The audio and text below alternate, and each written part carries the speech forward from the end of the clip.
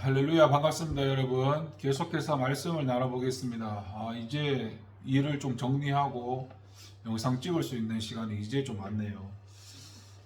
이사야서 60장 22절 한 절 말씀인데, 그 작은 자가 천명을 이루겠고 그 약한 자가 강국을 이룰 것이라. 때가 되면 나 여호와가 속히 이루리라 라는 말씀입니다.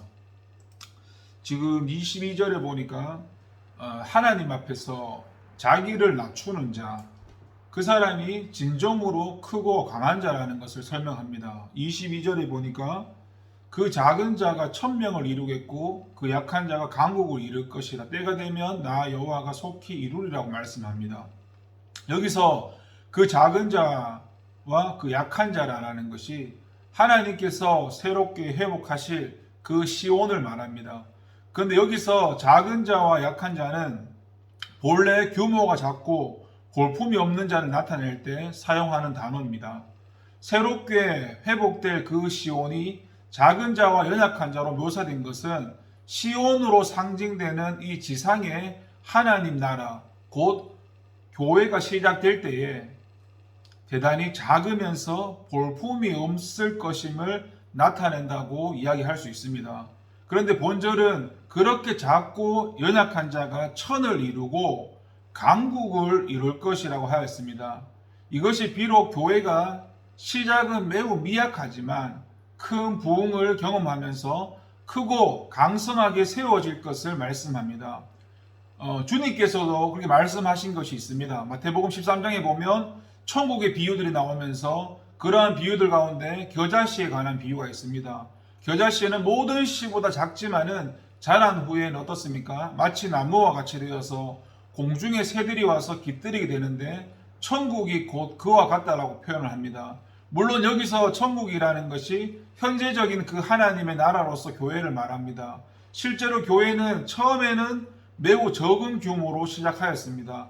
처음 교회의 그런 구성원은 12사도와 120문도가 전부였습니다.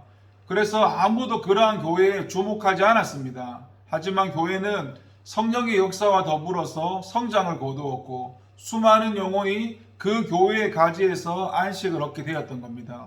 이 본절의 작은 자나 약한 자는 문자적으로는 규모가 작고 볼품없는 자를 의미하지만 상징적으로는 겸손한 자를 의미하기도 합니다. 이렇게 볼 때 이 본절의 말씀이 하나님께서 그 당시에 그 말씀에 순종하는 그런 겸손한 성도들을 크고 강하게 하실 것이라는 의미의 말씀으로 볼 수가 있다는 것입니다.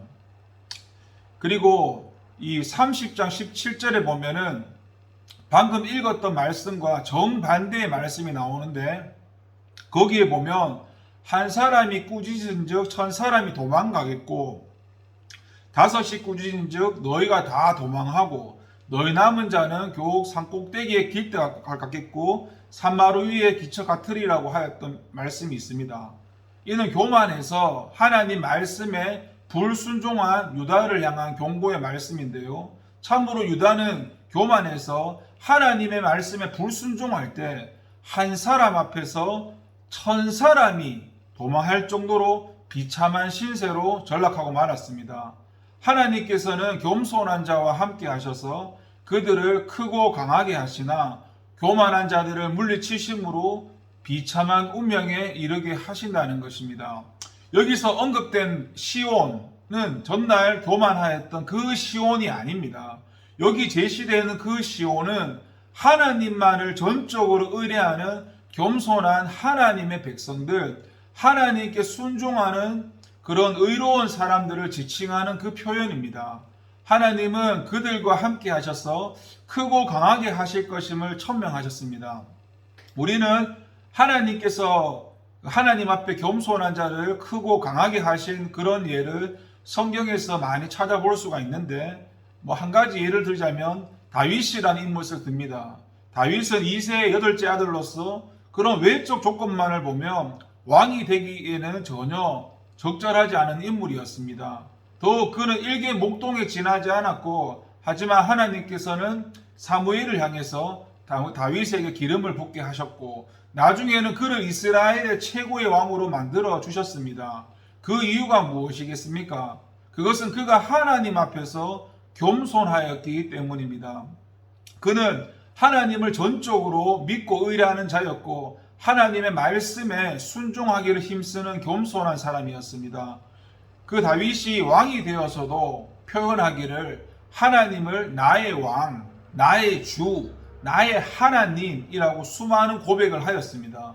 그게 무슨 말일까요? 진정한 왕이라는 것이 자신이 아니고 자신은 그저 하나님의 종일 뿐이고 하나님의 수종드는 사람일 뿐이고 하나님을 섬기는 신복일 뿐이고 하나님이 지으신 피조물에 불과하다는 것을 고백하는 겁니다.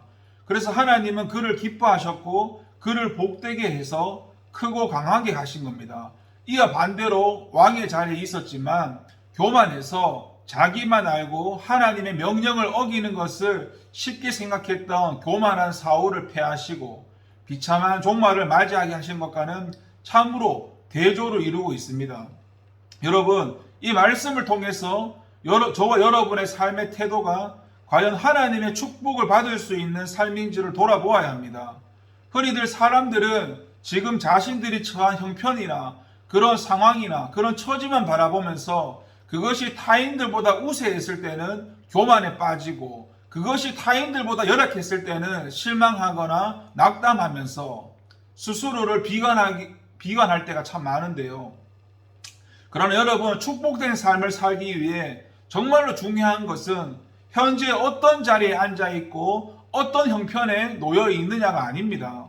그보다 중요한 것은 우리가 하나님 앞에 겸손한 자세를 간직하면서 그 하나님을 경외하는 삶을 사느냐에 있습니다.